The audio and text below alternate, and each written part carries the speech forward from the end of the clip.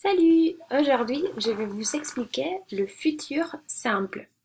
Pour l'instant, vous connaissez déjà le futur proche. Ok, c'est un temps verbal qu'on utilisait pour indiquer quelque chose qu'on allait faire bientôt. Ok, dans quelques minutes, dans quelques heures, mais on savait à quel moment on allait le faire. Et l'équivalent en espagnol, c'était ir a hacer algo. Hum, Pour le futur proche, on prend le sujet, ensuite on conjugue les verbes aller au présent de l'indicatif et on ajoute l'infinitif. Par exemple, je vais aller à la plage. Rappelez-vous qu'ici, il n'y a pas de préposition. Okay, on n'ajoute pas cet a. En espagnol, oui, on dit voy a ir a la playa, et en français, non. Okay, je vais aller à la plage. Voilà. C'est un temps verbal qui était facile, qui était simple. Et alors, le futur simple, bien évidemment, quand son nom indique, il est simple aussi. Je vous promets qu'il est très facile à conjuguer. On va l'utiliser pour des actions qui vont se dérouler plus tard, évidemment. Donc dans le futur, oui, c'est logique. Ok.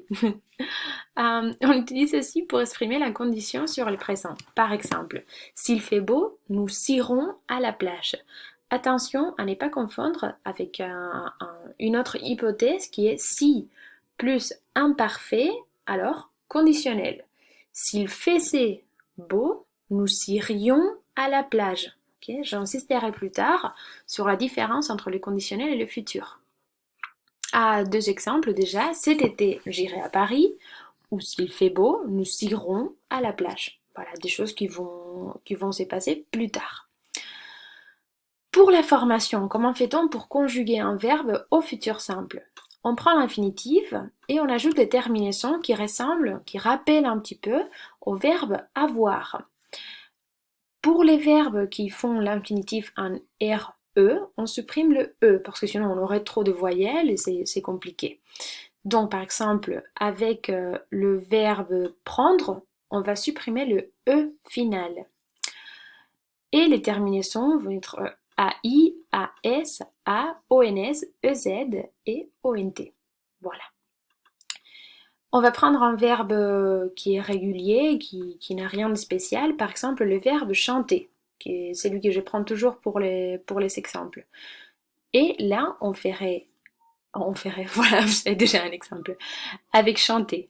Donc, je chanterai, tu chanteras, il chantera. Vous voyez qu'on le prononce de la même façon, ces deux. Nous chanterons, vous chanterez et ils chanteront. Voilà.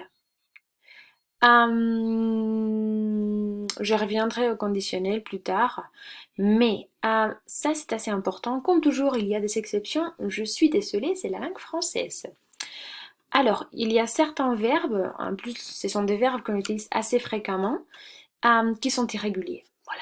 Et il faut les apprendre par cœur. C'est comme ça. Donc par exemple, aller va faire j'irai. Pour avoir, on va avoir j'aurai.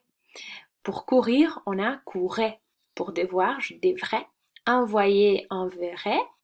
Être serré. Faire ferait. Mourir mourrait. Pouvoir pourrait. Recevoir recevrait. Savoir saurait. Venir viendrait. Voir verrait. Vouloir voudrait. Celui-ci, vous le connaissez déjà parce que c'est... Ou pas encore. Pas encore. Pardon. J'allais dire une bêtise avec le conditionnel. Falloir, faudrait, pleuvoir, pleuvrait. Voilà. Pour ce deux, il n'y a que cette personne. Troisième personne singulier avec il. Voilà. On ne peut pas les changer. Et la bêtise que j'allais dire, voilà, c'était le conditionnel. Il ne faut pas les confondre parce qu'ils ressemblent beaucoup ces deux temps.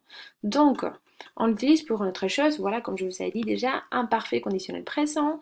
Vous connaissez peut-être certains verbes au conditionnel, comme par exemple vouloir, voudrait, c'est là que j'avais pensé au conditionnel directement, pour faire une demande polie. Voilà, pour le conditionnel. Mais je vais faire une autre vidéo pour parler du conditionnel. Okay, c'est pour ça que c'est important. Okay, et juste au cas où, pour que vous ne les confondiez pas, la formation du conditionnel, on le fait avec les terminaisons de l'imparfait. Mais vous verrez que par exemple avec les verbes aller, au futur on dit j'irai et au conditionnel on dit j'irai. Donc il y a pas vraiment, il y a une toute petite différence avec le E qui est plus ouvert, mais il n'y a pas une grande différence, ok? À l'écrit, ça va faire juste un S de plus, ok? Ici, on a juste un I de plus. Vous voyez que la différence n'est pas si loin, ok? Ici, on ajoute un I, ici aussi. Mais voilà, il faut pas confondre. Faites attention. Voilà, on va revenir au futur, mais il n'y a pas vraiment grand-chose à dire. Je vous propose un petit exercice. Vous trouverez le PDF sur Edmodo et vous savez aussi le corriger. Ok, vous savez les réponses. Ne trichez pas. Vous faites d'abord l'exercice et ensuite vous corrigez. Mais vous ne regardez pas la correction avant de faire l'exercice. Je vous fais confiance. Et puis, je vous propose aussi de faire une petite rédaction, petite liste de choses à faire avant de mourir. Voilà. Donc, je vous demande de penser à 10 choses que vous aimeriez faire. Ici, j'ai utilisé un conditionnel, mais vous, dans la rédaction, vous allez utiliser le futur plutôt. Donc, par exemple, moi, avant de mourir, je veux...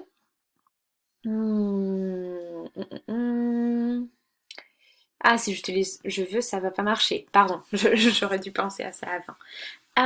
Par exemple, avant de mourir, et j'irai en Australie. Voilà, c'est un pays que j'aimerais bien visiter. Par exemple, ok? C'est une des choses que je mettrais dans ma liste des choses à faire avant de mourir. Voilà. Et vous? Qu'est-ce que vous aimeriez faire? Voilà. Qu'est-ce que vous ferez plutôt? Voilà, on va être optimiste, on va utiliser un futur et pas un conditionnel, pas encore. Ok. Allez, bon courage. Si vous avez des doutes, n'hésitez pas à m'envoyer des courriels. Voilà. Au revoir!